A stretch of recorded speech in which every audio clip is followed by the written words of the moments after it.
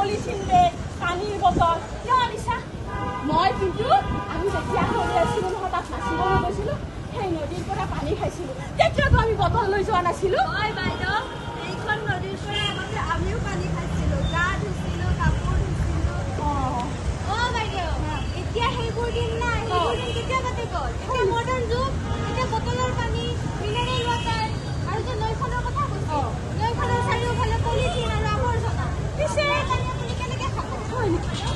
এইবোৰ কোনে পেলাই নাপে কোনেনো হ'ব আমাৰ দৰে মানুহবোৰে ফুৰিবলৈ যোৱা পিকনিকলৈ যোৱা বিহু নাচিবলৈ যোৱা আৰু আমাৰ ঘৰৰ কাষৰ যে নমিতা মই তাইক পিকনিকৰ পৰা চাই থাকো নহয় তাই দুহাতে দুটা পলিথিন ল'ব আহি দলিয়াই পেলাই থৈ যায় এটা কাম কৰিব নোৱাৰিলে এই যে অপকাৰী অনিষ্টকাৰী আৰু আমাৰ প্ৰকৃতিৰ বুকুত যা নাযায়